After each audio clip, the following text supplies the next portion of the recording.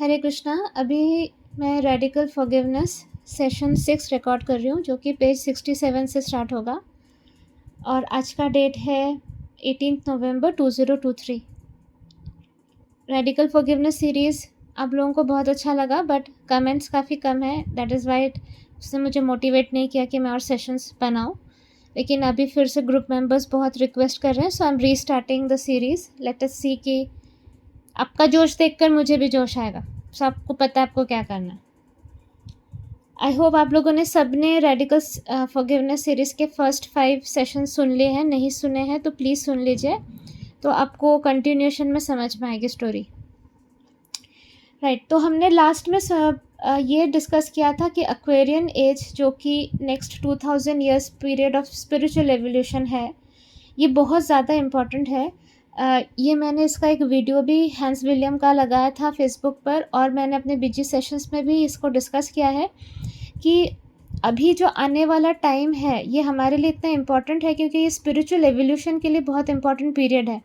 अगर अभी भी हम सीखते नहीं हैं, वही सेम मिस्टेक्स करते रहते हैं, तो एक बहुत डेवलप्ड अर्थ जो इसके बाद बनेगा और वो पूरा मतलब सब कोई उसमें शिफ्ट होंगे, हमारा नंबर नहीं लगेगा।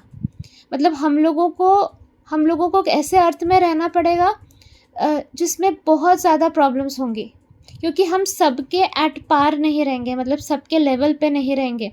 ओनली एडवांस बीइंग्स को उस अर्थ में जगह मिलेगी। और क्योंकि हम लोगों ने अपने ऊपर काम नहीं किया है, कैसा काम, सारे जो नेगेटिव लोअर इमोशंस पे काम नहीं किए हैं, अभी भी सेम मिस्टेक्स किए जा रहे हैं, तो हमको वो चांस नहीं मिलेगा। सो इसीलिए थोड़ा सा अक्लमंद बनते हैं। और इसमें ये कहा गया, we must answer the call to let go of the past. अपना जो भी पास्ट में हुआ है उसको लेट गो करना सीखना होगा। ऐसे टाइट मुट्ठी पकड़ के मत रखो, जो हुआ हुआ जाने दो, छोड़ो, मुट्ठी खोलो। Release the victim archetype and be more aware of life occurring in the moment. Victim archetype के बारे में समझा चुकी हूँ। विक्टिम कॉन्शियसनेस से निकलना बहुत ज़रूरी है और जो लाइफ में हो रहा है उस पर भरोसा रखना है। Okay, so there are some prerequisites, however, to doing so. Firstly, the receptivity that radical forgiveness ultimately depends upon requires our being open to seeing things from a spiritual standpoint. अभी बहुत टाइम हो चुका है, अभी हमें सीखना होगा कि एक स्पिरिचुअल स्टैंड पॉइंट से चीज़ों को देखना, मतलब एक हेलीकॉप्टर व्यू, एक सैटेलाइट व्यू से देखना, कि जब हम अपने में ही घुसे रहकर चीज़ों को देखते हैं तब विक्टिम कॉन्शियसनेस आता है, हमें लगता है हमारे साथ गलत हो रहा है।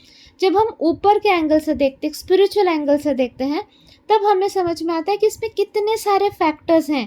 कार्मिक अकाउंट सेटलमेंट है, हमारा ग्रोथ है, एंटाइटलमेंट वाली थियरी है, यूनिवर्स का डिवाइन प्लान है इसमें। तो बहुत सारी चीज़ें हैं जो कि जिसके वजह से हमारा मतलब ये सिचुएशन हमारे सामने आई है।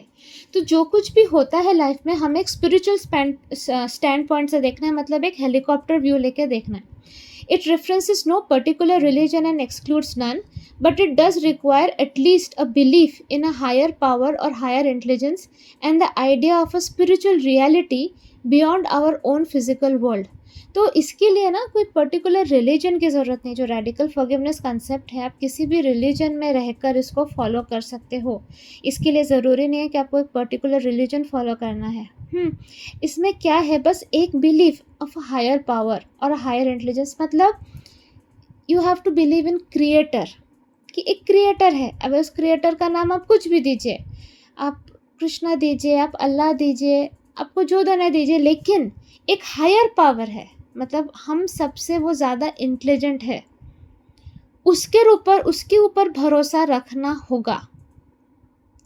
And the idea of a spiritual reality beyond our own physical world, मतलब सिर्फ फिजिकल वर्ल्ड तक रिस्ट्रिक्टेड नहीं है, इसके बियॉन्ड भी एक स्पिरिचुअल रियलिटी है। हम लोग कूप मंडूक जैसे है ना, कुएं के मेंढक जैसे। हमें जितना दिखता है हमें उतना ही समझ में आता है। हमें बस ये अर्थ समझ में आती है, हमें बस फिजिकल बॉडी समझ में आती है। हमें ये नहीं समझ में आता कि ये तो एक छोटा सा फ्रैक्शन है इस पूरे क्रिएशन का, ये सिर्फ एक छोटा सा फ्रैक्शन है। इसके बियॉन्ड कितने सारी चीज़ें हैं। अगर आपको विश्वास नहीं होता है तो आप इतना ही देख लो ना कि अर्थ क्या है, वो वन ऑफ द प्लैनेट्स है एक सोलर सिस्टम का, वो सोलर सिस्टम भी एक पार्ट है इतने बड़े यूनिवर्स का।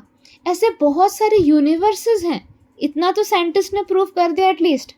तो डेफिनेटली हमारी जो सोच है जो कि सीमित है, जो हमें समझ में आता उस पर, और हम उसके बेसिस पे मूर्खों जैसे आर्ग्यू भी करते हैं।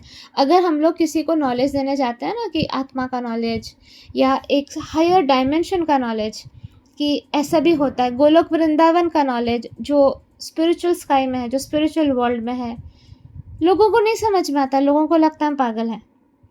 क्यों? क्योंकि वो कूप मंडूक है और उनको सिर्फ उतना ही पता रहता है कि कुएं में जो हो रहा है वही दुनिया है। तो let us expand our knowledge, let us be open for higher knowledge, ये जानना बहुत ज़्यादा ज़रूरी है। A strictly aesthetic viewpoint would not allow radical forgiveness to occur nor RFT to work. We shall see that to make radical forgiveness a reality in our lives, we need to be comfortable with the idea that we can walk in both worlds simultaneously. मतलब हमें ये चीज़ से हमें comfortable होना होगा कि हम physical world और स्पिरिचुअल वर्ल्ड दोनों में हम एक साथ फंक्शन कर सकते हैं। पहले तो हमें ये बात से हमें मतलब ये बात को एक्सेप्ट करनी होगी। Having said that, radical forgiveness can be explained in non-threatening terms and in such language as to honor all people's religious beliefs. It can be explained in ways that provide a fit with their existing life beliefs, thus allowing them to listen with comfort. तो basically इन सब का मैं summary बताती हूँ, मैं पूरा read करके नहीं बताती हूँ कि हमारी जो साइकोलॉजिकल माइंड है उसमें क्या क्या चीज़ें डीप रूटेड है। एक है रिप्रेशन, दूसरा है डिनायल एंड प्रोजेक्शन। मतलब हम लोगों को काफ़ी टाइम लगा कि हमें रिप्रेस किया गया मतलब हमें दबाया गया, शायद हमारी फैमिली ने दबाया, शायद सोसाइटी ने दबाया, शायद ये वर्क कल्चर ने दबाया, संस्कारों ने दबाया, रिलीजन ने दबाया। तो ये जो फीलिंग ऑफ रिप्रेशन होता है ये बहुत पेनफुल होता है और इसके वजह से हमारे अंदर पेन जनरेट होता है, जिसके वजह से हमारी सफरिंग होती है, वुंड बनाता है, ये सब वुंड बनाता है। दूसरा डिनायल, हम डिनाई करते हैं बहुत सारी चीज़ों, हम डिनाइल में रहना पसंद करते हैं क्योंकि वो कंफर्टेबल है हमारे लिए। जब हम रियलिटी को एक्सेप्ट कर लेते हैं ना तब हमें तकलीफ़ होने लगती है, वो हमारे लिए अनकंफर्टेबल जोन हो जाता है। लेकिन डिनाइल में रहने से ग्रोथ नहीं होती है, हम एक कंटिन्यूस लूप में फंसे रहते हैं पेन के। तो ये हमें समझना बहुत ज़रूरी है, हमें इन सारे चीज़ों से निकलना है और थ्रू रेडिकल फॉरगिवनेस ये पॉसिबल होता है, दिस कैन बी डन। तो in the main radical forgiveness therapy will be for people who are not in the least mentally sick, just needing some help dealing with the issues of daily life. However, if a person has profound issues, तो यहाँ पर ये बोला जा रहा है कि जो completely mentally sick है उन पे रेडिकल फॉरगिवनेस उतना काम नहीं करेगा, क्योंकि एक कॉग्निटिव एबिलिटी भी ज़रूरी होती है ना चीज़ों को समझने का। अगर मैं आपको बोल रही हूँ डिनाइल में हो, व्हाट इज़ डिनाइल, वो समझने के लिए भी तो एक लेवल ऑफ इंटेलिजेंस की ज़रूरत है, सैनिटी की ज़रूरत है। तो वो अगर आप नहीं है तो फिर it is difficult for you, right, कि समझना कि हम क्या बात कर रहे हैं। अभी भी ये ऑडियो बहुत लोगों को नहीं समझ में आएगी क्योंकि उतना मेंटल फैकल्टी डेवलप नहीं हुआ है सबका। आप लोगों को भगवत गीता फिर भी समझ में आ जाएगा क्योंकि भगवत गीता को मैं बहुत इजी वे में बोलती हूँ। यहाँ लोगों को भक्ति समझ में आती है क्योंकि again it's a cultural conditioning. आपने देखा है आसपास लोगों को भक्ति करते हुए, क्या देखा है भक्ति में? आपने देखा है भगवान के सामने हाथ जोड़ के बैठना पड़ता है, उनको लड्डू पेड़ा चढ़ाना पड़ता है, नारियल वारियल फोड़ना पड़ता है, माथे पे तिलक लगाना पड़ता है, मंदिर जाना पड़ता है, अगरबत्ती चढ़ानी पड़ती है। दिस इज़ आप लोगों के हिसाब से भक्ति। अगर मैं आपको बोलूँ कि भक्ति का सिर्फ भ है, आगे की स्टोरी तो आपने समझी ही नहीं, आप मुझे ही रिजेक्ट कर दोगे, बोलोगे ये क्या, हमने तो यही सीखा है। हाँ सीखा है, पर अभी हायर चीज़ सीखनी पड़ेगी क्योंकि अभी शिफ्ट हो रहा है, there is a spiritual evolution happening ना, ग्रोथ हो रहा है, तो आपको भी ग्रो करना पड़ेगा। तो उसी तरह से रेडिकल फॉरगिवनेस वाला कंसेप्ट भी लोगों को समझने में थोड़ा सा तकलीफ़ होगा। अगर मैं डिनाइल के बारे में बात करूँगी तो 99.9% लोग डिनाइल में रहते हैं, क्योंकि जैसे मैंने बोला है कि उन्हें जानना ही नहीं है। वो एक थॉट को अपने दिमाग में बिठा लेते हैं जिससे उनको गिल्टी फील नहीं होती है। आपने देखा है रास्ते पे गाड़ी चलाते हुए कोई आपको कट मारता है, ठीक है, मतलब वो रूल ब्रेक कर रहा है, ट्रैफिक रूल, और फिर वो आपको ए करके दिखा के जाएगा, मतलब जैसे आपकी गलती है। सो ये what is this tendency? This is a tendency of denial, कि मेरी गलती नहीं है भैया, मुझे मत कुछ बोलना, मेरे से जो हो मैं ऐसा ही हूँ, मैं गलत नहीं हूँ। क्योंकि अगर हम अपने आप को बोले कि हम गलत हैं, हम एक अनकंफर्टेबल जोन में जाते हैं ना, उससे हमें पेन होता है, तो हमें वो अच्छा नहीं लगता, इसलिए हम डिनाइल में रहते हैं। आपने देखा होगा कि बहुत सारे वन साइडेड लवर्स डिनाइल में रहते हैं। उन्हें लगता है कि वो लड़की मुझसे प्यार करती है पर थोड़ा फैमिली का प्रेशर है। बहुत सारी लड़कियां डिनाइल में रहती है, अरे वो लड़का मुझसे प्यार करता है लेकिन हिम्मत नहीं है। बहुत सारी बीवियां डिनाइल में रहती है कि मेरे पति मुझसे प्यार करते हैं पर वो सास का इंटरफेरेंस ज़्यादा है। बहुत सारे हस्बैंड्स डिनाइल में रहते हैं कि नहीं, मेरी बीवी मुझे प्यार करती पर उसकी मम्मी भड़काती रहती है उसको फ़ोन पे। तो ये सारे जो डिनाइल्स हैं, वाई आर दीज डिनाइल्स? क्योंकि अगर हम ये एक्सेप्ट कर ले कि नहीं, वो लड़का मुझसे प्यार नहीं करता, वो लड़की मुझसे प्यार नहीं करती, मेरा पति जो है वो अडल्ट है, उसको कोई इन्फ्लुएंस नहीं कर सकता, अगर वो कुछ चॉइसेस ले रहा है तो अपनी मर्ज़ी से ले रहा है। मेरी बीवी अडल्ट है, उसको कोई इन्फ्लुएंस नहीं कर सकती, उसकी माँ भी नहीं कर सकती, क्योंकि अगर वो चॉइसेस ले रही है तो अपने हिसाब से ले रही है। ये सारे थॉट्स को एक्सेप्ट करना इज़ पेनफुल ना।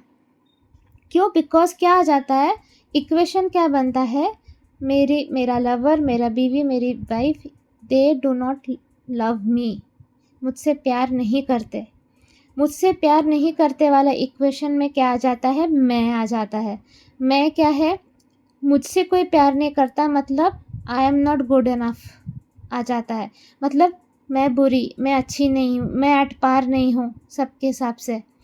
वो पेन जनरेट करता है, इसीलिए लोग डिनाइल में बहुत इजीली चले जाते हैं। एक कंसेप्ट दिमाग में बिठा लेते हैं कि फलाना फलाना ढनाका के वजह से ये सिचुएशन अराइज हुई है और इसके वजह से मेरे साथ ये चीज़ हो रही है। अरे उसको जादू टोना किया होगा उसने, उनके घर वाले तो जादू टोना करते हैं, इसके वजह से मेरा पति ऐसा मुझसे बिहेव करता है, वरना तो वो मुझे छोड़ के तो रह ही नहीं पाता है। अगेन अ डिनाइल, ठीक है। मेरे बॉस को मेरे कलीग ने भड़काया होगा, इसीलिए मेरे बॉस ने मुझे प्रमोशन नहीं दिया, अगेन अ डिनाइल। सो हमें इस डिनाइल से निकलना है, ये साइकोलॉजिकल डिजीज़ है। हमें चीज़ों को एक्सेप्ट करना है कि अब यही है। अगर आपको कोई फ़ोन नहीं करता, कोई मैसेज नहीं करता, एक्सेप्ट कर लीजिए कि आप उसके प्रायोरिटी में नहीं हैं, एंड इट इज़ ओके। ज़रूरी नहीं है कि सब हमारा गुणगान गाते रहे पूरा दिन, ज़रूरी नहीं है कि हमारे इर्द गिर्द ही पूरी उनकी दुनिया हो, उनकी एक सेपरेट दुनिया है, and it is okay. Let them be the way they are, रहने दो। तुम अपने अंदर खुश रहो, तुम ये सब करने नहीं आए हो, तुम्हारा गोल फिक्स्ड है, तुम्हें श्री कृष्णा तक पहुंचना भी है, दूसरों को पहुंचाना भी है। तो ये सारे जो आसपास की जो घटनाएं हो रही है जिसके वजह से तुम साइकोलॉजिकली डाउन होते हो, तुम्हारा एनर्जी कम होता है, तुम्हारा फोकस हट जाता है तुम्हारे गोल से, ये डेंजरस है। तो रियलिटी को एक्सेप्ट करना सीखो। ओके, तो आगे बढ़ते हैं कि इसमें और कुछ नहीं था। हाँ, अभी आते हैं हम लोग पेज नंबर 69 पे। ये है chapter number 6, the mechanisms of the ego. ठीक है, ये बहुत इंपॉर्टेंट चैप्टर है, इसको डीपली समझते हैं। In matters of a spiritual nature, it is seldom long before the conversation turns to the ego. Radical forgiveness is no exception, since the ego does seem to play a central role. Okay, ego बड़ा भयंकर चीज़ है, तो बहुत बार discuss किया है हमने, और ego एक सेंट्रल रोल प्ले करता है। So what constitutes the ego and what role does it play in radical forgiveness?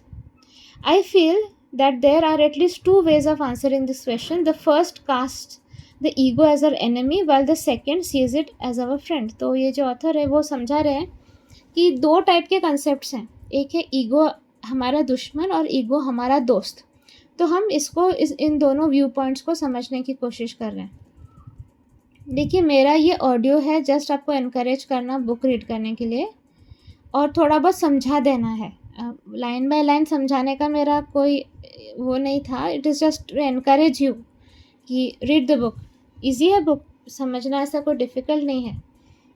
सो अभी हम देखते हैं the ego as enemy viewpoint, ये क्या होता है। So the ego as enemy viewpoint मतलब ईगो हमारा दुश्मन जो है उसको हम समझेंगे कि इसका क्या मतलब है।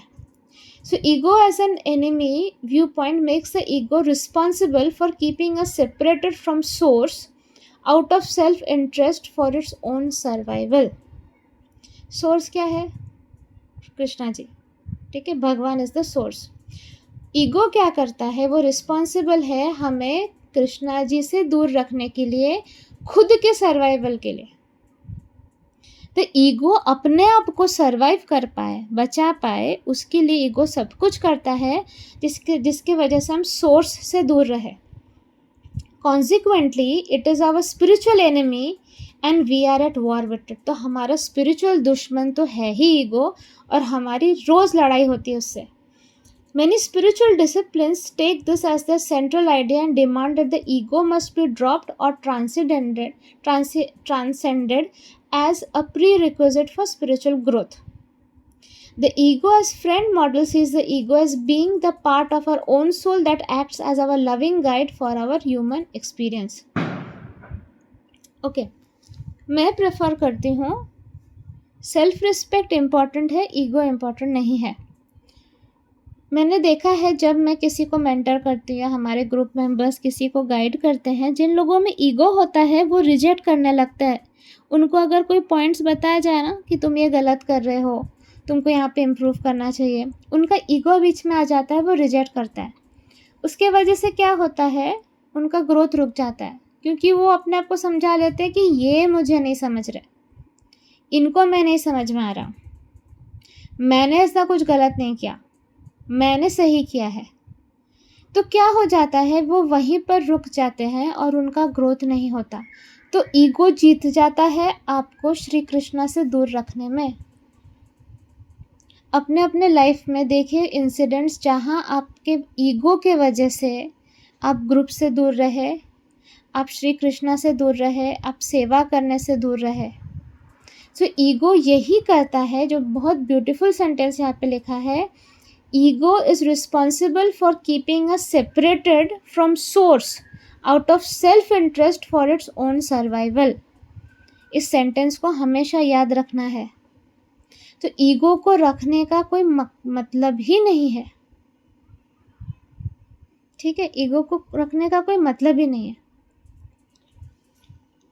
Ego as a friend model भी एक दूसरा है, उसमें कहा जाता है sees ego as being the part of our own soul that acts as our loving guide for our human experience. Ego guide करता है, लेकिन मेरे हिसाब से तो अब तक ईगो ने उतना कुछ खास अच्छा किया नहीं है। एनीवे, ऑथर कह रहा है, I prefer to think that there is truth in both this ideas even though at first blush they seem to be incompatible. Let me explain each in turn as I have come to understand them for myself, so you can make up your own mind. तो अभी author बोल रहा है ये दोनों अच्छा है, दोनों कंसेप्ट ही अच्छे हैं, जबकि दोनों इनकम्पैटिबल लगते हैं, मतलब एक दूसरे से मैच नहीं करते हैं। बट चलो हम लोग पढ़ते हैं, हम ऑथर की बात पढ़ते हैं, तब हम समझेंगे। अभी तक तो हमें लग रहा था कि ईगो हमारा एनिमी है, लेकिन जब ऑथर समझाएगा ईगो हमारा फ्रेंड है, उस कंसेप्ट को भी हम समझेंगे। तो अभी हम लोग हैं पेज नंबर 70 पे। First, ego as the enemy. In this model, the ego is said to exist as a deeply held set of beliefs about who we are in relationship to spirit, formed when we experimented with the thought of separation from the divine source. Okay, यहाँ पे क्या कह रहे हैं हम? The ego is said to exist as a deeply held set of beliefs about who we are in relationship to spirit, formed when we experimented with the thought of separation from the divine source. In fact, we could say that the ego is the belief that separation actually occurred. समझा? नहीं समझा? बीजी में समझाया था, easy है, easy क्या है? Ego के वजह से ही हम कृष्णा जी को छोड़कर आए ना नीचे, करेक्ट। गोलोक छोड़कर नीचे क्यों आए हम?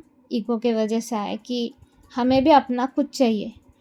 तो यहाँ पर कह रहे हैं ego is said to exist as a deeply held set of beliefs about who we are in relationship to spirit, formed when we experimented with the thought of separation from the divine source.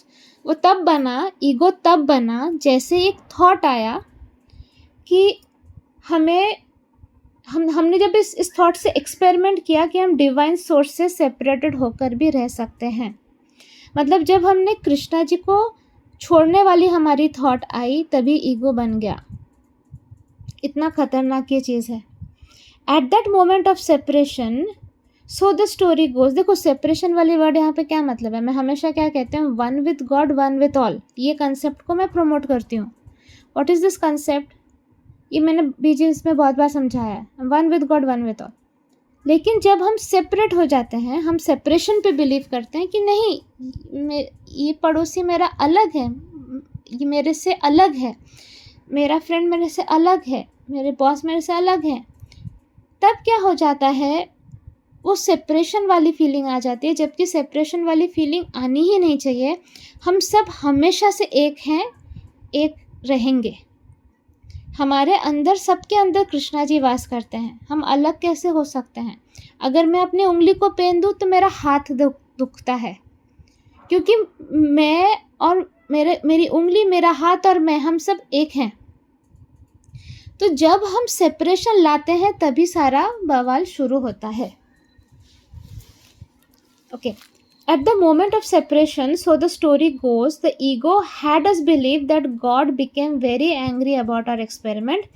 This immediately created enormous guilt within us. The ego then elaborated on its story by telling us that ego would get even and punish us severely for our great sin. So great was the guilt that the terror created in us by the belief that the story was true, we had no choice but to repress these emotions deep in our unconscious mind. This spared us from the conscious awareness of them. अरे बाबा, कितना dangerous बात लिखा है यहाँ पर। तो जब separation हुआ हमारा, मतलब जब हमारे अंदर ये थॉट आया कि हम कृष्णा जी से दूर जी सकते हैं, हमें भी अपना सब कुछ चाहिए, ईगो बन गया, ईगो का बर्थ हो गया।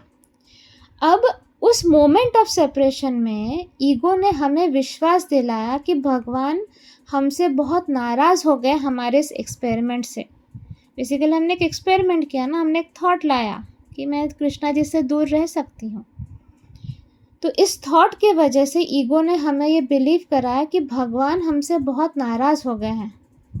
इसके वजह से हमारे अंदर गिल्ट जनरेट हुआ और ईगो ने हमें बताया कि भगवान हमको, गॉड वुड गेट इवन, मतलब भगवान बदला लेंगे इस बात का, और हमें और पनिश करेंगे फॉर आवर ग्रेट सिन। इस पाप के लिए भगवान हमको पनिश करेंगे। So great was the guilt and the terror created in us by the belief that the story was true. We had no choice but to repress these emotions deep in our conscious mind. तो हमें इससे इतना, इस guilt के वजह से इतना डर लगा कि हमने इस बात को अंदर दबा दिया अनकॉन्शियस माइंड में। इसके वजह से हम, this spared us from the conscious awareness of them. तो इसके वजह से हम इस बारे में अवेयर ही नहीं रहते हैं। This tactic worked quite well, yet we retained a great fear that the feeling might rise once again. To remedy this problem, the ego developed a new belief that the guilt lay with someone else rather than within ourselves. In other words, we began projecting our guilt onto other people so we could be rid of it entirely. They became our scapegoats. Then, to ensure that the guilt stayed with them, we became angry with them and kept up a continuous attack on them. ठीक है, इसके बाद भी लिखा है, Herein lies the origin of the victim archetype and the human race's continual need to attack and to defend against each other. ये बहुत ज़्यादा डीप कंसेप्ट है, स्लोली चलते हैं, इसको स्लोली समझाना पड़ेगा। देखो, जब हमारे मन में एक थॉट आया, जब हमने एक्सपेरिमेंट किया एक थॉट से कि हम कृष्णा जी से दूर रह सकते हैं, हम क्रिएटर से दूर रह सकते हैं, हम पावर हाउस से दूर रह सकते हैं, हम हायर इंटेलिजेंस से दूर रह सकते हैं, हायर पावर से दूर रह सकते हैं, क्रिएटर से दूर रह सकते हैं, ये वाला जब थॉट आया हमारे माइंड में तो ईगो का क्रिएशन हुआ। अब ईगो ने स्टोरी को कंटिन्यू कराया, मतलब ईगो ने स्टोरी को आगे बढ़ाया और बोला कि तुमने जो ये एक्सपेरिमेंट किया इससे भगवान तुमसे नाराज़ हो गए। भगवान कभी किसी से नाराज़ नहीं होते। भगवान के पास ऐसे ह्यूमन जैसे फालतूगिरी नहीं है। भगवान किसी से नाराज़ नहीं होते हैं, ये हमें हमेशा अपने जहन में बिठाना होगा।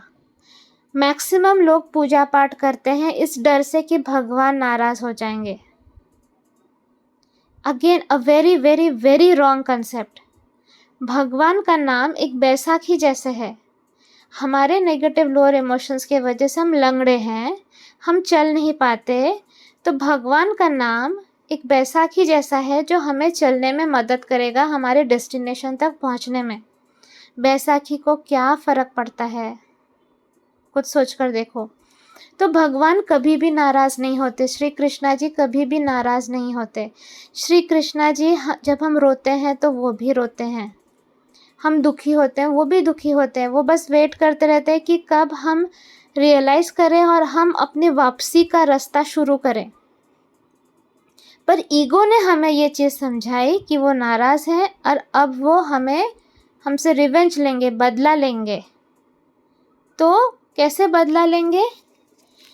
कि वो हमको हमारे पापों की सज़ा देंगे। ओके, यही है ना कंसेप्ट हमारे इस दुनिया में, कि हमें पापों की सज़ा देते हैं भगवान। और मैंने जबकि ये चीज़ बताई है कि हमारे कर्म हमारे पापों का सज़ा क्या है। ओके, ये अगेन मैंने बीजी में समझाया, थोड़ा सा क्विक रिकैप करते हैं। मैंने अपने उंगली को अपने दूसरी उंगली से चोट पहुंचाई, मतलब ऐसे मैंने अपना नाखून उंगली में गाड़ दिया। अब ये मैंने एक एक्शन किया, एक कर्म किया। उस एक्शन का रिजल्ट क्या हुआ?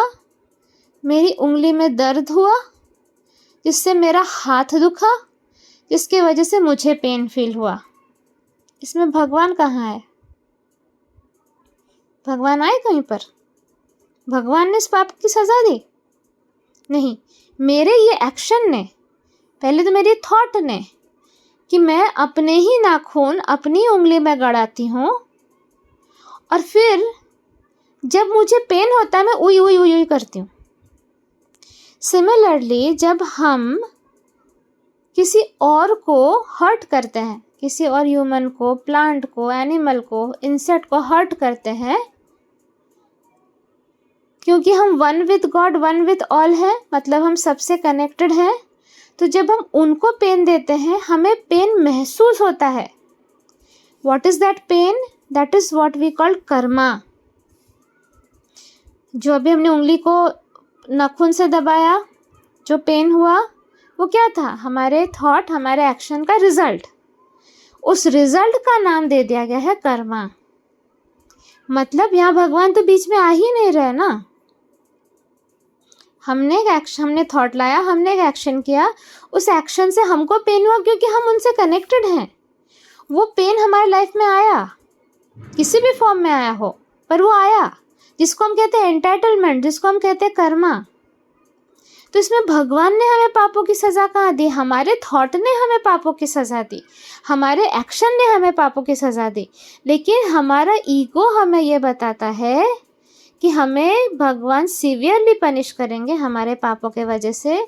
इसके वजह से ये पूजा पाठ वाली पूरी चीज़ का निर्माण हुआ कि हम भगवान को लड्डू पेड़ा देकर बोलते हैं, प्रभु प्लीज़ हमें माफ़ कर दो।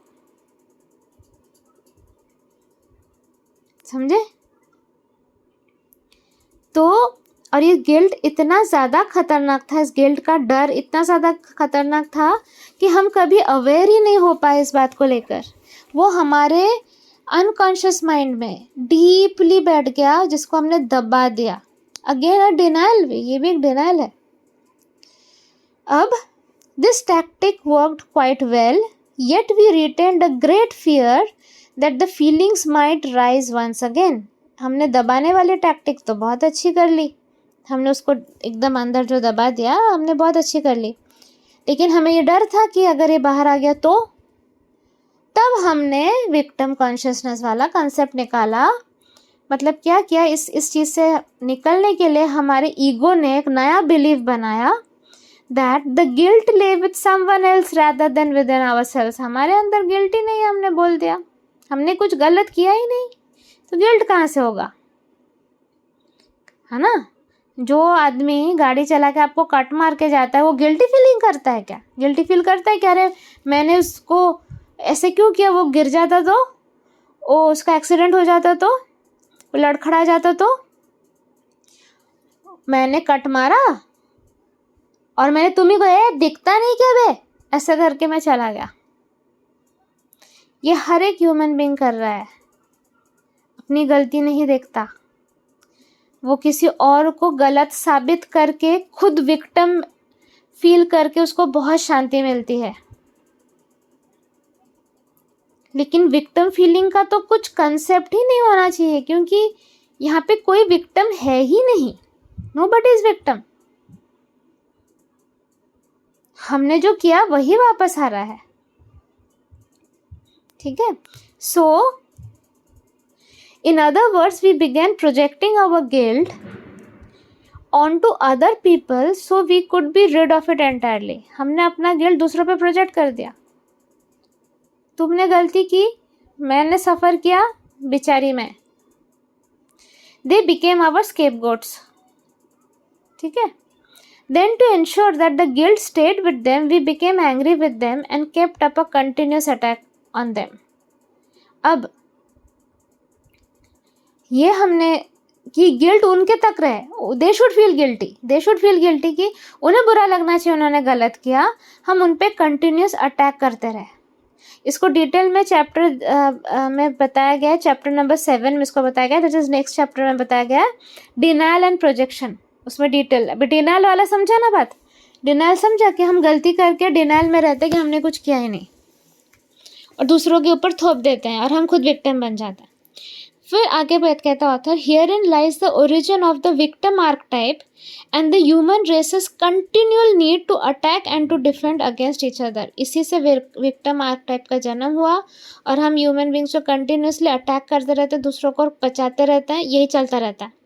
After attacking the people onto whom we projected our guilt we fear them attacking us in return. मतलब पहले तो हम ही कोई अटैक करते हैं, हमारा गिल्ट उनके सर पे डाल देते हैं कि हम विक्टिम है, तुमने गलत किया। फिर हम डर जाते हैं कि अगर उन्होंने हम पर अटैक किया तो क्या होगा। So we create strong defences to protect ourselves and what we see as our complete innocence. फिर हम अपना ही डिफेंस वॉल बनाते हैं कि भाई वो हम पे अटैक करे तो क्या हो जाएगा, क्योंकि हम तो कंप्लीटली इनोसेंट हैं। तो सोच रहे हम किस चीज़ में उलझे हुए हैं, अटैक डिफेंड, इसमें उलझे हुए हैं। और ये कौन करवा रहा है? हमारा ईगो करवा रहा है। कितना सिंपल है समझ लेना, मैंने गलती की इसीलिए मैं सफ़र कर रही हूँ, एंड ऑफ द स्टोरी। मेरे पेन का रीज़न कोई और नहीं है, मैंने ये चीज़ें की है यूनिवर्स में जो मुझ तक रिटर्न आया है। चैनल्स अलग होंगे, कोई चैनल के थ्रू मुझे पेन मिल रहा है, चैनल्स अलग होंगे, बट ये गलती मैंने की है, बात खत्म। इससे ट्रेमेंडस ग्रोथ होगा। Instead of going into denial, instead of ego को लाना एवरीथिंग, इससे बहुत ट्रेमेंडस ग्रोथ होगा। At some level we know we are guilty, so the more we defend against the attack, the more we reinforce our guilt. कहीं ना कहीं हमें पता रहता है कि हम गिल्टी हैं, हमने गलत किया, तो हम क्या करते हैं, हम और अटैक करते हैं और खुद को भी और बचाते हैं। Thus we must constantly find people to hate, to criticize, to judge, to attack and to make wrong simply so that we can feel better about ourselves। कितना important sentence है देखो। इसके वजह से हम क्या करते हैं, हम कंटिन्यूसली लोगों को ढूंढते हैं जिनसे हम नफरत कर सकें, जिनको हम क्रिटिसाइज कर सकें, जिनको हम जज कर सकें, जिनको हम अटैक कर सकें, to make wrong simply so that we can feel better about ourselves, मतलब जैसा हम खुद को बेटर फील कर पाए। इसके वजह से हम कॉन्स्टेंटली क्या कर रहे हैं, हम दूसरों को गलत प्रूव करने की कोशिश कर रहे हैं। दूसरे गलत है, हम बहुत अच्छे हैं। ये हमारे ईगो को फीड करता है। This dynamic constantly reinforces the ego's belief system, and in this matter, the ego ensures its own survival. इससे ईगो जिंदा रहता है, सर्वाइव करता है, उसको खाना मिलता है, और हम ईगो के बिलीफ सिस्टम को और स्ट्रॉन्ग करते हैं। इतने डीपली बुक तो आप बहुत लोगों ने पढ़ा होगा इस बुक को। हमारे ग्रुप में बहुत सारे लोग हैं जो बुक्स पढ़ते हैं, पसंद करते हैं। ये बुक भी आप लोगों ने पढ़ा होगा, पर क्या इतने डीपली आपने जाकर देखा है? हम सब लोग यही करते हैं ना, किसी और को गलत बोलते हैं, किसी और को गलत प्रूव करने की कोशिश करते हैं, क्योंकि इससे हमें फील होता है हम उनसे बेटर है। Instead what should be our attitude? Our attitude should be, दूसरे क्या कर रहे हैं मुझे उसमें जाना नहीं, उन्हें जज नहीं करना है। मैं कहाँ गलत कर रही हूँ, मुझे अपने आप को इम्प्रूव करना है, क्योंकि मुझे श्री कृष्णा के पास जाना है, मुझे सबको लेकर श्री कृष्णा के पास जाना है। तो मुझे अपने आप को ये सब चीज़ों में डाइवर्ट नहीं करना है। मैं फॉर एग्ज़ाम्पल, सिंपल एग्ज़ाम्पल देती हूँ आपको। आपका और आपके फ्रेंड का रिज़ल्ट निकला, आप भले पास नहीं हुए पर आपको खुशी आपका फ्रेंड फेल हो गया। This is an example. अगर वो पास हो जाता आपको ज़्यादा बुरा लगता, आप भी फेल हुए वो भी फेल हुआ तो आपको बड़ा अच्छा लगता है, चलो एटलीस्ट वो तो फेल हो गया। So this is how our ego works. Deep में अगर हम समझेंगे तो हम देखेंगे कि हमें कितना खुद पे वर्क करना है, और इसके वजह से हम सिर्फ खुद को डैमेज नहीं करते, हम हमारे जिन लोगों से हम इंटरेक्ट करते हैं उनको भी डैमेज करते हैं। Okay, so using this behavior pattern as a reference, we can now see why throughout history human beings have had such a high investment in their anger and such a high the knowledge of love and eternal life. We project this division onto the physical world by always seeing the enemy as out there rather than within ourselves. Again, another very very important sentence. हमें हमेशा लगता है हमारा दुश्मन बाहर है, जबकि हमारा दुश्मन हमारे अंदर है। समझा? कौन है हमारा दुश्मन? कोई भी नहीं है, हमारे अंदर ही हमारा दुश्मन है। हमारा थॉट ही हमारा दुश्मन है। हमारा नेगेटिव लोअर इमोशन जो हमारे थॉट को इन्फ्लुएंस करता है वही हमारा दुश्मन है। तो सफाई कहाँ करनी है? अपने अंदर करनी है। और जब हम ये सफाई करने लगते हैं हम शांत हो जाते हैं, हम लविंग हो जाते हैं, हमारी चिड़चिड़ाहट ख़त्म हो जाती है, क्योंकि हम लोगों से कुछ नहीं एक्सपेक्ट करते हैं। ईगो क्या कराता है? हमें लोगों से एक्सपेक्ट कराता है। उसने काश ऐसा किया होता तो मुझे दुख नहीं होता, उसने ऐसा बोला, उसने ये एक्शन किया, इसके वजह से मुझे दुख हुआ। वो तो रियलाइज़ ही नहीं कर रहा है उसने क्या क्या किया, वो ऐसा कैसे कर पाया। कंटिन्यूसली हमें लग रहा है वो पर्सन हमारा दुश्मन है जिसने हमें दर्द दिया। उसने एक एक्शन किया जो उसको सही लगा, उसके सिचुएशन के हिसाब से, उसके सोल स्ट्रेंथ के हिसाब से उसने एक एक्शन किया, और उसने उस एक्शन को जस्टिफाई किया है, मतलब वो कन्विंस्ड है इसीलिए उसने वो एक्शन किया ना। आप लोग ये क्यों नहीं समझते हो? फॉर एग्ज़ाम्पल, अगर आपके हस्बैंड आपको डांट रहे हैं, वो कन्विंस्ड है इसलिए आपको डांट रहे हैं। अगर आपकी बीवी आपसे बात नहीं कर रही है, वो कन्विंस्ड है इसलिए नहीं बात कर रही है। उसको ये एक्शन करके सही लग रहा है, वो अंदर से कन्विंस्ड है कि मैं जो कर रही हूँ या मैं जो कर रहा हूँ वो सही कर रहा हूँ। वो कन्विंस्ड है इसीलिए वो कर रहा है। तो आपको ऐसा क्यों लग रहा है कि आपके कुछ बोलने से, चाहने से चीज़ें कुछ अलग होती? छोड़ दीजिए इस थॉट को। उन्होंने किया, उन्हें सही लगा इसलिए उन्होंने किया, दे वर कन्विंस्ड। उसको लेकर आप अपने अंदर का वुंड क्यों बनाते हैं कि उसने ऐसे कैसे कर दिया, उसने ऐसे कैसे कर दिया, उसको मेरा प्यार याद नहीं आया, मैंने उसको कितना हेल्प किया था याद नहीं आया। What are we doing? हम वुंड बना रहे हैं। And what is this wound? Rewound क्यों बन रहा है? Because of our victim archetype. ठीक है, करेक्ट, समझ रहा? ये ईगो ने क्या किया? विक्टिम कॉन्शियसनेस डेवलप किया और हमारे अंदर ये एक्सपेक्टेशंस लाए कि सबको हमारे हिसाब से बिहेव करना चाहिए, जो कि नहीं होगा, कभी भी नहीं होगा। सबकी अपनी मर्जी है भाई, डेमोक्रेसी है। तो क्या करना है? कष्ट में रहना है, दुखी रहना है। जो गोल है, जो मैंने लास्ट ऑडियो में क्या बोला था, आपको केदारनाथ चढ़ना है, ठीक है, इतने पहाड़ ऊपर चढ़ना है, उसके लिए बहुत ताकत चाहिए, बहुत विल पावर चाहिए। आपने डिसाइड किया, हाँ मैं चढ़ूंगा, मैं भगवान तक पहुंचूंगा। रास्ते में आप मैगी वाले से लड़ने लगे और आप भूल गए कि आपको वहाँ चढ़ना है, उसी में आपकी पूरी एनर्जी फुस हो गई, रात हो गई, आप नहीं चढ़ पाए, किसका लॉस हुआ? तो रास्ते के मैगी वालों के साथ लड़ना है क्या? उतना टाइम और एनर्जी देना है क्या कि अपने ऊपर फोकस करके ये सारे ऑडियो सुनकर अपने थॉट को अलाइन करना है कि ठीक है ना, उन्होंने किया, उनको सही लगा इसलिए उन्होंने किया, मुझे उसके बारे में ड्वेल नहीं करना है, मुझे उसी दलदल में घूमना नहीं है, नहाना नहीं है उस गंदे पानी में। हटा लो अपने आप को, तुरंत के तुरंत हटा लो। ठीक है, तुम्हें ठीक लगा, तुमने क्या, God bless you. May Krishna ji bless you with soul strength, may Krishna ji bless you with divine guidance, may whatever best for you happen to you. Cut cut cut, छोड़ दो, जाना दो। इससे क्या हो जाएगा? आप विक्टिम कॉन्शियसनेस में नहीं जाएंगे, जिससे क्या हो जाएगा, आप ईगो वाला जो फ्रेमवर्क है उसको आप बढ़ावा नहीं दोगे, आप उसका ऑक्सीजन सप्लाई कट कर दोगे। ईगो का ऑक्सीजन सप्लाई कट करना है ना, विक्टिम कॉन्शियसनेस में मत जाओ। खुद को फील ही मत होने दो कि आप विक्टिम हो, कि आपके साथ गलत हुआ है।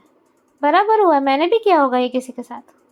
मैं बार बार खुद को बोलते रहती हूँ जब भी कुछ डिफ़िकल्ट वाली चीज़ आती है, ठीक है ये नहीं होता तो मैं शायद एक कदम कृष्णा जी की तरफ नहीं ले पाती।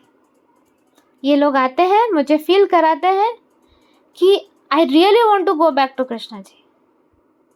ये दुनिया, ये महफिल मेरे काम की नहीं, मेरे काम की नहीं, ये कॉन्सेप्ट चलेगा।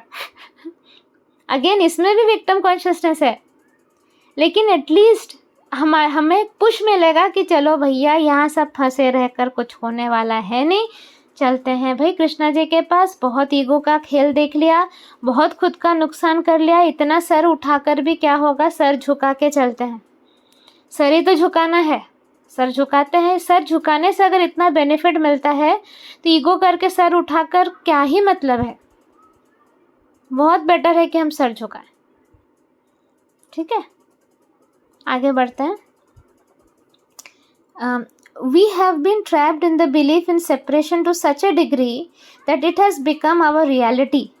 We have been living in the myth of separation for eons, making real the idea that we chose separation by naming it the original sin. Okay. हम लोग की सेपरेशन वाले बिलीफ में इतने जन्मों से रहे हैं कि ये अब हमारी रियलिटी बन गई है। We have been living in the myth of separation for eons. Eons मतलब बहुत सालों को कहा जाता है eons। तो ये मिथ है सेपरेशन का, जबकि हम सेपरेटेड हैं नहीं, पर हम इस रियलिटी को बिलीव करते हैं। तो इसको हमने, आपने अगर बाइबल पढ़ा हो तो बाइबल में इसको कहा जाता है, आई थिंक बाइबल में कहा जाता है, क्रिश्चियंस कहते हैं इसको ओरिजिनल सिन। ओरिजिनल सिन मतलब है जो हमने डिसाइड किया कि हम भगवान की बात नहीं सुनेंगे। I think that is what is original sin. Adam और ईव वाला एग्जाम्पल भी लिया जाता है ना। आई थिंक एप्पल वाला जो मना किया था भगवान ने कि एप्पल मत खाना, पर ईव ने खा लिया था, ऐसी कुछ स्टोरी है एक। तो वॉट एवर इट इज़, भगवान को छोड़कर आना इज़ द ओरिजिनल सिन। इसको एक मतलब हमने सेपरेशन को वो इतना ज़्यादा हमने उसको रियलिटी बना लिया। In actuality no separation ever occurred. We are as much a part of God as we always were. We are spiritual beings having a human experience. Remember, consequently, there is no such thing as original sin in this sense. तो ऐसा तो कभी हुआ भी नहीं। हमारी मूर्खता है कि हमने सोचा कि हम भगवान से सेपरेट हो भी गए। हम कभी सेपरेट हुए नहीं, पर हमने इस थॉट को इतना बढ़ावा दे दिया, इसलिए इसको हमने अपनी रियलिटी समझ ली। हम सेपरेट हो जाते तो हम जिंदा रहते क्या? अभी भी हमारे हृदय में कृष्णा जी है ना, परमात्मा के रूप में। हार्ट में अगर वो नहीं रहे तो हम सांस ले पाएंगे क्या? हमारी आत्मा ही नहीं रहेगी, हम जिंदा ही नहीं रहेंगे। लेकिन हमारे इस थॉट ने, इस कंसेप्ट ने हमें ये फील करा दिया कि we are separated from Shri Krishna, from the creator, from the powerhouse. तो जबकि एक्चुअली कोई सेपरेशन हुआ नहीं। हाँ, हमने थॉट लाया कि हमें कृष्णा जी से अलग जीना है, तो हमें गोलोक से नीचे आना पड़ा अर्थ पे वो जीने के लिए। पर एक्चुअली हम कभी भी नहीं हुए। अभी अब मैं आपको अपना एग्जांपल देती हूँ। अब मेरे ग्रुप में जो मेंबर्स परफॉर्म नहीं कर पाते हैं, या due to some reason, family pressure हो या कुछ प्रेशर के वजह से उनको ग्रुप एग्जिट करना पड़ता है, या तो मैं ही कहती हूँ चले जाओ, या वो कहते हैं नहीं हो पा रहा है, ग्रुप एग्जिट करना पड़ता है और वो ग्रुप से बाहर चले जाते हैं, तो क्या वो मुझसे दूर हो जाते हैं? नहीं, मेरे थॉट में वो हमेशा रहते हैं। मुझे तो हमेशा लगता ही है कि वो तो मेरे ही हैं, पर उन्हें लगता है वो अलग हो गए हैं। उन्हें लगता है कि अभी बस बहुत हो गया, अभी मैं किस मुंह से वापस जाऊं, अभी मतलब मैं तो सिर्फ डिसअपॉइंट ही करती हूँ, और मैं तो यही करती हूँ, मैं तो गलतियाँ करती हूँ, मेरे बगैर ही ग्रुप ज़्यादा बेटर है, ये सब थॉट्स में जाते हैं। What is this? Is again ego, victim arc type है, फीलिंग ऑफ सेपरेशन है, जबकि कभी सेपरेट हुए ही नहीं थे। क्योंकि सेपरेट होते तो मैं याद नहीं करती ना, और मैं तो याद करती हूँ हमेशा। मैं तो हमेशा सोचती हूँ कि शायद एक दिन अकल आ जाए, शायद एक दिन पलट के देख ले। तो सेम कृष्णा जी भी हैं। कृष्णा जी हमसे दूर होते ही नहीं कभी। हम हमारे थॉट से ये फील करते हैं कि हम दूर हो गए, जबकि मैंने कहा दूर हो जाएंगे, मर जाएंगे, खत्म, एग्जिस्टेंस ही नहीं रहेगा। वही है हमारे दिल में, इसीलिए हम सांस ले पा रहे हैं। हम समबडी से नोबडी बन जाएंगे ना, हम बॉडी बन जाएंगे। मैं मिस्टर एंड मिसेस या मिस्टर एंड मिस सो से हम ये बॉडी को लेकर आना, हॉस्पिटल में बोला जाएगा बॉडी नंबर 430, उसको लेकर आओ पोस्टमार्टम के लिए, ऐसे कहलाए जाएंगे। तो वो जो हमारे अंदर हैं, हमारे कण कण में है, हमारे हर मन में है, हम उनसे सेपरेट कभी हुए ही नहीं। ठीक है, so we are spiritual beings having a human experience. इस बात को समझो, हम आत्मा है जिसको ह्यूमन बॉडी में डाला गया to have a human experience, but originally हम क्या है? हम स्पिरिचुअल बींग्स हैं। तो जब हम स्पिरिचुअल बींग्स हैं, we are connected with the spirit. What is spirit? Spirit is Lord Krishna, spirit is the creator. तो जब हम क्रिएटर से कनेक्टेड हैं, मतलब फॉर एग्जाम्पल आप कुछ दिनों के लिए वेकेशन पे गए हो, तो क्या आप अपने मम्मी पापा से सेपरेट हो गए हो? आप स्टिल उन्हीं के बच्चे हो ना। आप एक एक्सपीरियंस लेने गए हो वेकेशन पे, ओके? आपके मम्मी पापा वेट कर रहे हैं कि कब आप एक्सपीरियंस लेके वापस आ जाओगे। आपको लग रहा है कि आप अलग हो, आपके मम्मी पापा को नहीं लगता ऐसा। आपके मम्मी पापा के लिए आप अभी भी चुन्नू मुन्नू ही हो। मेरा मुन्नू गया है, मेरा चुन्नू गया है थोड़े दिन पहाड़ों पे घूमने, आ जाएगा वो। एग्जैक्टली यही चीज़ हो रही है। तो हम अपनी बेवकूफ़ियाँ थोड़ा कम करें तो बेटर होगा ना। थोड़ा कृष्णा जी को, हम वैसे हमारी औकात नहीं है कृष्णा जी को पेन देने की, लेकिन फिर भी कुछ तो फील होता ही होगा ना उनको भी। वो कम करे तो अच्छा है ना। चलते हैं उनके पास। ये सारा कचरा, जो सारे कचरे फ्रेमवर्क्स हमारे, विक्टिम कॉन्शियसनेस, ईगो फ्रेमवर्क, ये वो, आर्कटाइप फार्कटाइप, ये सबको खड्डे में जाने को बोलते हैं ना। वर्क करते हैं ना अपने ऊपर अब, कि बस हो गया, बहुत खेल दिया मिट्टी से, अभी चलते हैं वापस। तो करते खुद को प्यूरिफाई। बस जाना है बोलने से उछल के तो हम नहीं जा सकते, हमें खुद पे काम करना होगा। सो जितना हम ये नॉलेज गेन करेंगे, जितना हम इसको अप्लाई करेंगे डे टू डे लाइफ में, उतनी हमारी क्लेंजिंग होगी ना। तो ये करेंगे अभी हम, और ज़्यादा स्पीड में करेंगे, बहुत टाइम वेस्ट कर देना। डिस्ट्रैक्शंस तो है इस दुनिया में। Instagram is a distraction, Facebook is a distraction, लेकिन इंस्टाग्राम और फेसबुक पर रहकर भी हम राइट नॉलेज को लेकर अपना ग्रोथ करा सकते हैं। आप इंस्टाग्राम और फेसबुक से मत भागो, आप उसमें रहो, उसमें आप वो रील्स देखो जो आपको मोटिवेट करता है, जो कृष्णा जी के प्रति करता है। आप फेसबुक में रहकर सोल पीस ग्रुप ज्वाइन करो, उसके आर्टिकल्स पढ़ो, उसके वीडियो फीडबैक्स देखो, उसके संडे सेशन सुनो, उसमें जो भगवत गीता सेशन से सुनो, रेडिकल फॉरगिवनेस सेशन सुनो, ठीक है ना। So this is how we have to work on ourself. सिर्फ भागने से तो नहीं होगा। सो ऑथर कहते हैं there is no such thing as original sin in this sense. उसके बाद Jesus purportedly gave us this revelation, the truth about our illusion. In A Course in Miracles, the 3-volume अच्छा, ये तो बस कुछ और ही बताया है यहाँ पर, ठीक है। तो ये है ये एनीवे तो ये 71 पेज तक हमने कंप्लीट कर लिया है। अभी मैं 72 पेज पे जाती हूँ क्योंकि हमारे पास अभी भी 10 मिनट है। Okay. Contrary to what ego would have us believe, the truth is that we actually come to the physical plane with God's blessings and His unconditional love. God always will honor our free will and our choices at the highest level and will offer no divine intervention unless asked. Wow! मेरे आंखों में आंसू आ जा रहे हैं पढ़ के। तो ईगो ने हमें कुछ बिलीव कराया, बट एक्चुअल चीज़ पता है क्या है? कि हम भगवान के आशीर्वाद और उनके अनकंडीशनल प्यार को लेकर ही आए हैं यहाँ पर। भगवान, the truth is that we actually came to the physical plane with God's blessing and his unconditional love. God always will honour our free will. भगवान हमेशा हमारे फ्री विल को ऑनर करते। फ्री विल मतलब हमारे चॉइस लेने का independence, हमारा फ्रीडम कि हम कुछ कर सकते हैं। भगवान हमेशा उस चीज़ को ऑनर करते हैं, उसको रिस्पेक्ट करते हैं, कि मतलब वो अलाउ करते हैं कि हाँ तुम अपने मर्जी से कर सकते हो। And our choices at the highest level and will offer no divine intervention unless asked. और भगवान इंटरफियर नहीं करते। वो कहते ठीक है, तुम्हें जो ठीक लगता है तुम करो। जब तक ना हम डिवाइन इंटरवेंशन मांगते हैं, जब तक ना हम कहते हैं प्रभु बचाओ, तब तक वो नहीं आते, क्यों? फिर वो डिक्टेटरशिप हो जाएगा ना।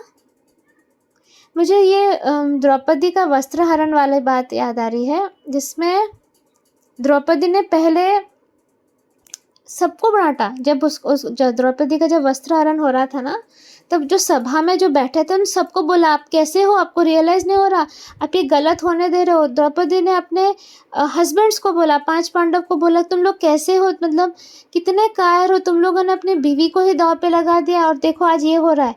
But nothing worked. जब कुछ काम नहीं किया उसने, उन्होंने सब छोड़ दिया और उन्होंने फिर कृष्णा को बुलाया। जब उन्होंने कृष्णा को बुलाया तभी तो कृष्णा आ सकते हैं ना। तब कृष्णा आए और उन्होंने साड़ी की इतनी लंबी सप्लाई दे दी कि दुशासन बेहोश हो गया, साड़ी निकालते निकालते बेहोश हो गया। तो भगवान चाहते तो स्टार्टिंग में आके रोक सकते थे, लेकिन भगवान ने ऑनर किया फ्री विल को, कि तुम कुछ जैसे इच्छा है तुम वो करो ना, मैं हूँ पीछे, जब तुम बुलाओगे मैं आ जाऊंगा। जस्ट फील करो इस लव को, जस्ट फील करो। मुझे सच में आँख में आंसू आ रहा है ये फील करके कि कैसे कृष्णा जी हम सबके साथ जस्ट खड़े होकर देखते हैं हमारी बेवकूफ़ी। हम जो हर पग पे हर स्टेप पे बेवकूफ़ी करते रहते हैं, वो देखते रहते हैं। उन्हें बहुत मन करता है कि इसे रोक लूँ, लेकिन वो रिस्पेक्ट करते हैं, वो ऑनर करते हैं हमारे फ्री विल को कि नहीं, मैं बच्चे को रोक नहीं सकता हूँ क्योंकि मैंने अलाउ किया है उसे अपने मर्ज़ी से ज़िंदगी जीने का। वो मेरी मर्ज़ी से नहीं जिएगा, वो अपनी मर्ज़ी से जिएगा। उसे जो अच्छा लगता है वो करेगा, ये मैंने अलाउ किया है उसे। और वो वेट करते हैं कि कब हम दिल से उन्हें पुकारे कि पापा आ जाओ प्लीज़ बचा लो। फिर वो दौड़ के आते हैं। अगर वो हाथी जो आई थिंक गजेंद्र नाम था शायद उसका, आई फॉरगॉट नेम, उनके बुलावे पे आ सकते हैं, तो हमारे बुलावे पे तो आते ही हैं वो।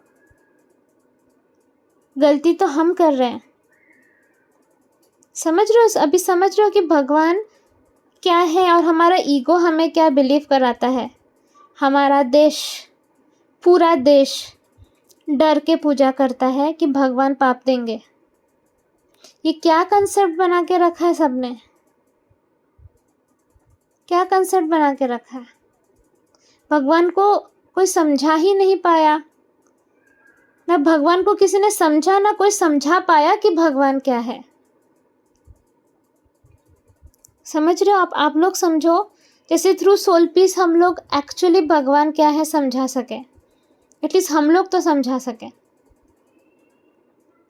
Fortunately, radical forgiveness provides the perfect tool for asking for such assistance, because in the process you demonstrate to God that you have seen beyond the ego and glimpsed the truth that only love is real, and that we are all one with God, including those who seem to be first to be our enemy.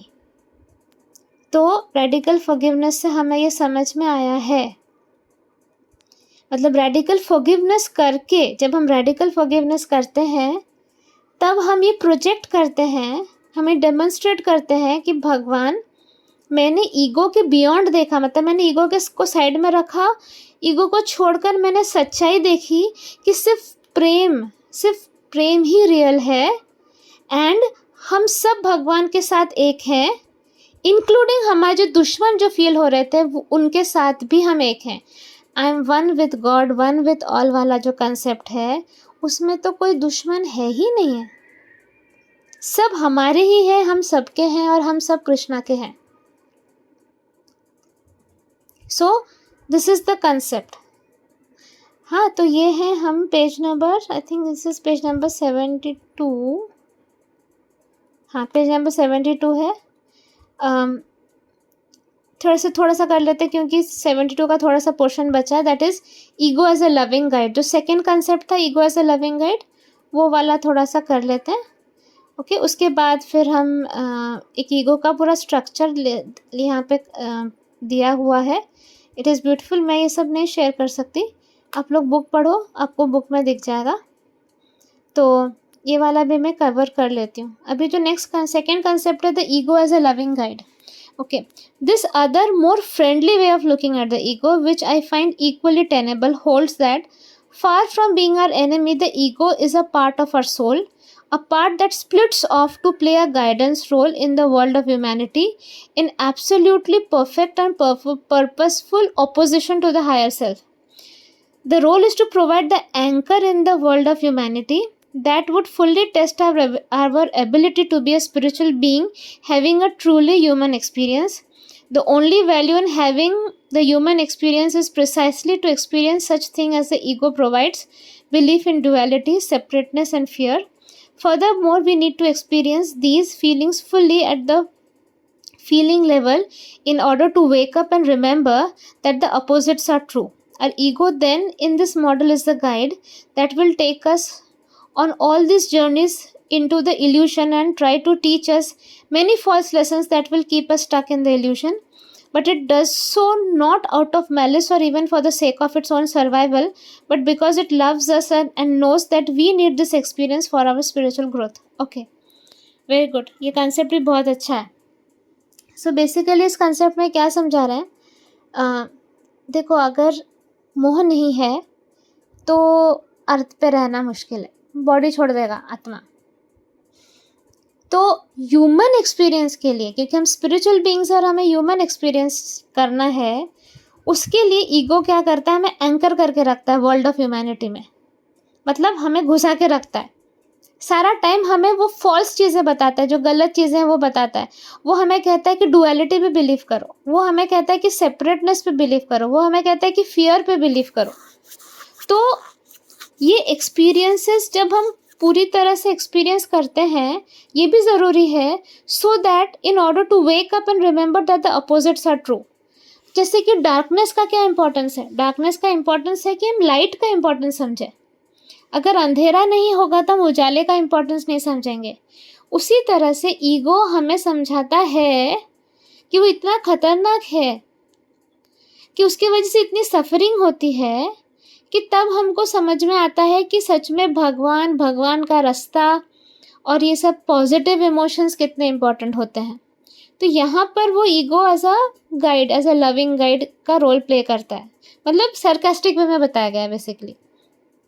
Ego कुछ अच्छा नहीं करता पर वो हमें दिखाता है, मतलब फॉर एग्जांपल सपोज बहुत सारे बच्चे कंप्लेन करते हैं अपने माँ बाप को लेकर कि मेरी मम्मी ऐसा डांटती है, मेरे पापा डांटते हैं, ये नहीं करते, मेरे फ्रेंड के मम्मी पापा बहुत अच्छे हैं।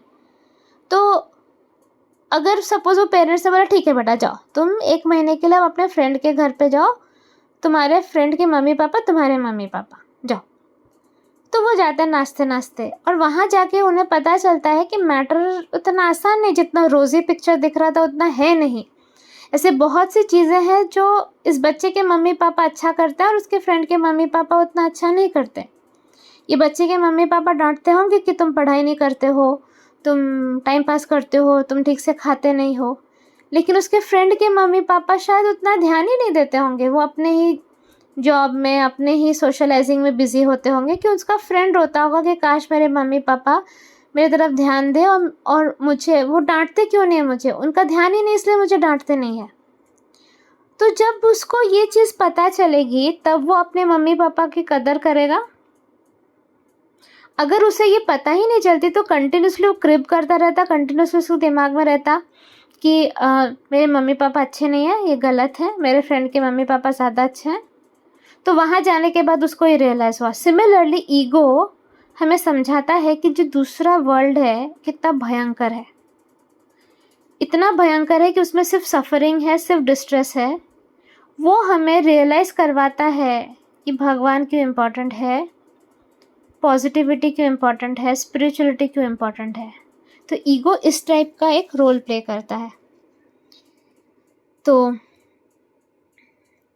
इसके बाद ईगो एक स्ट्रक्चर का फोटो है जो मैंने कहा था, उसमें बताया जा रहा है but the ego does not do this alone, the higher self is the other guide who waits patiently while we journey into the illusion with the ego until we are ready to hear the truth.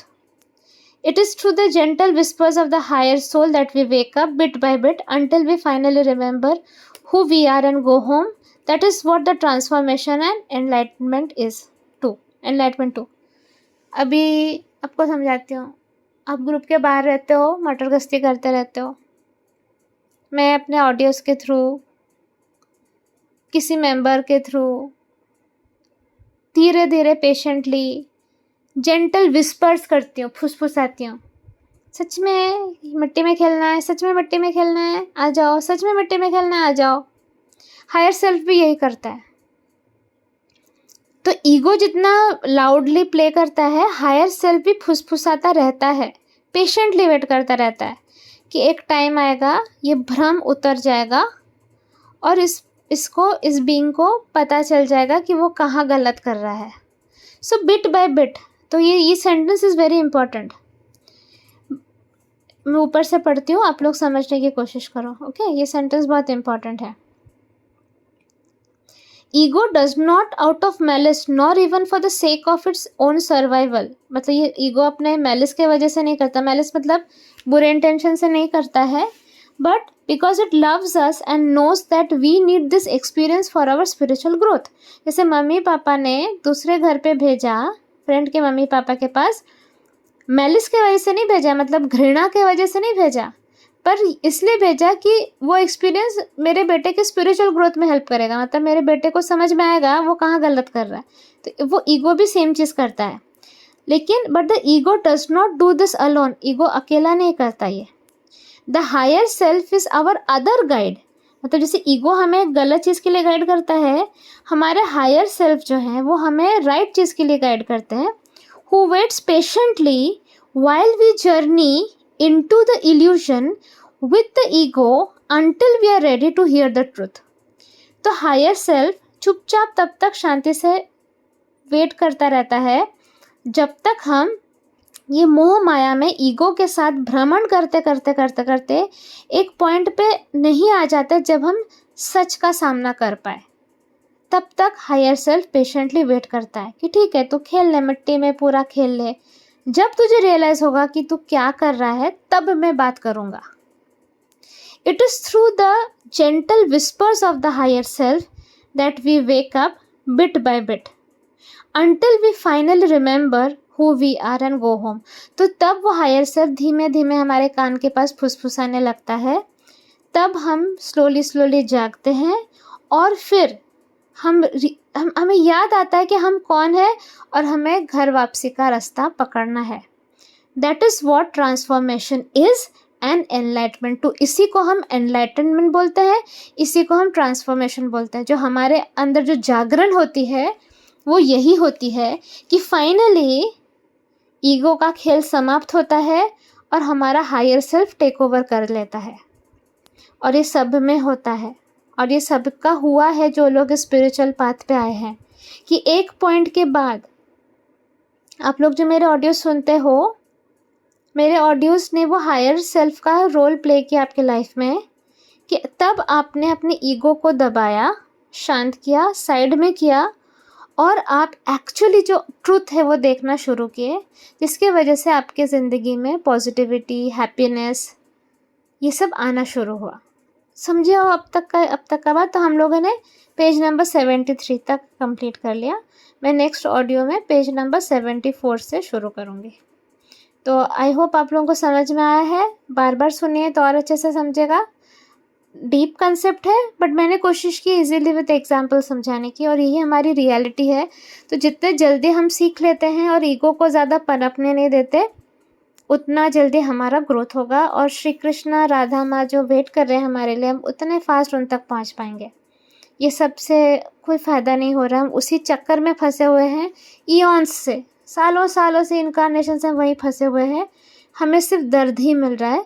अब ये दर्द की journey को हम ख़त्म करते हैं, ठीक है? सो हरे कृष्णा। और यहाँ पर हम लोग सेशन नंबर 6 रेडिकल फॉरगिवनेस का ख़त्म करते हैं।